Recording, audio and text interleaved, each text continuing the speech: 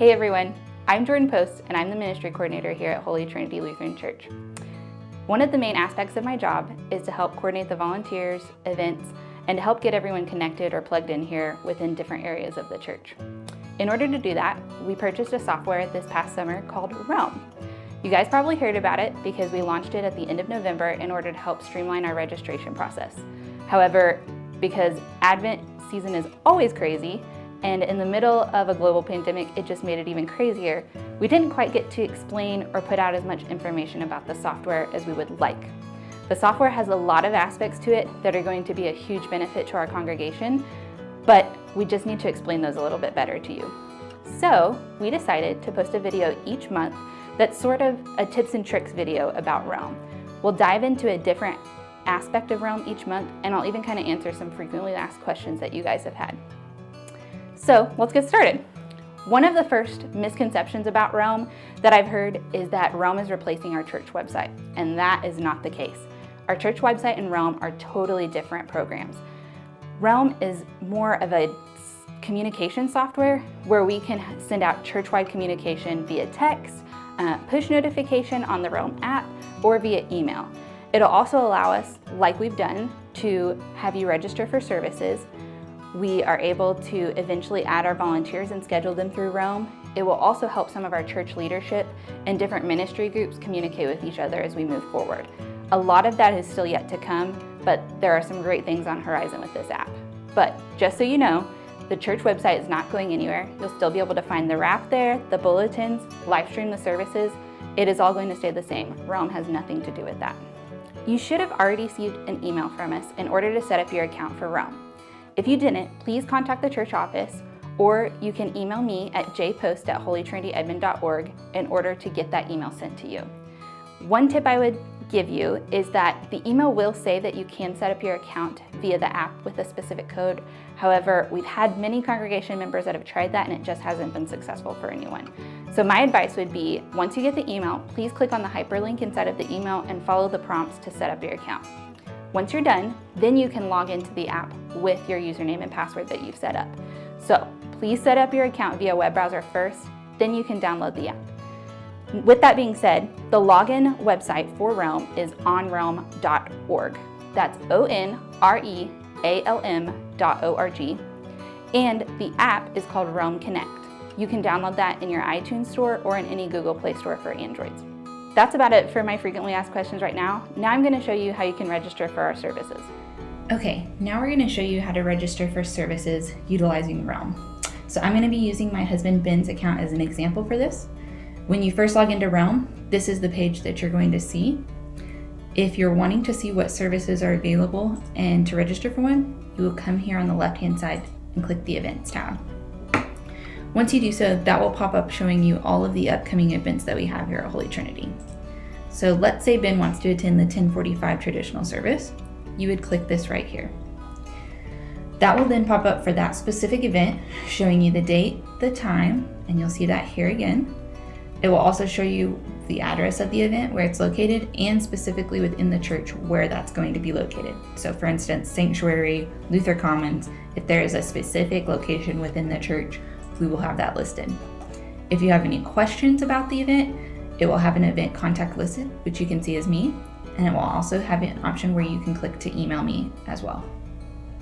So if we want to register for this service, we're going to click this gray button that says register by Sunday, and that will take us to the registration page. Once again, I advise verifying the date, the time, just to make sure you're registering for the correct service.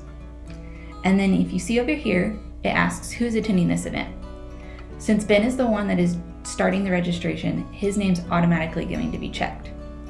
If you have any other spouses or children that are linked within your household, their names should be listed right below with an unchecked box. So you can see my name is listed. If I was going to attend with Ben, all Ben would do is check the box by my name as well. That way, I'm not having to register myself. One of us, whomever is starting the registration process, would be able to register both of us for service. Now, if for instance, you notice that there is someone that you feel should be listed below that is not, for if one of your children's not listed. Maybe they were born recently and we just didn't have them entered into Realm yet. Please give us a call at the church office and let us know so that we can make sure that they are linked or that their profile has been added in Realm. Now, if you were bringing someone that isn't a part of your immediate household, for instance, maybe an in-law or a friend, someone visiting from out of town, this is where you can use the Add a Guest button. Let's say Ben is going to bring his mom to church with us. We would enter her name here. If his dad was going to come as well, we would also click Add Another Guest and enter his name there too. But let's pretend for today we're just bringing his mom with us. So we've got both of us checked and his mom's name entered. Now we're ready to click the next button. Now this is the page where it will ask any additional information needed. Currently, we ask 2 additional questions. That is, are you in need of a mask and are you in need of childcare at all? This just ensures that we have enough supply of disposable masks on hand for those that are attending, and that we make sure that we have enough nursery volunteers to cover for the children that might be attending the nursery. So since we are needing neither, we would check no for both of these questions. And we can also check apply this answer to all registrants in order for it to apply that answer for all of us under this registration.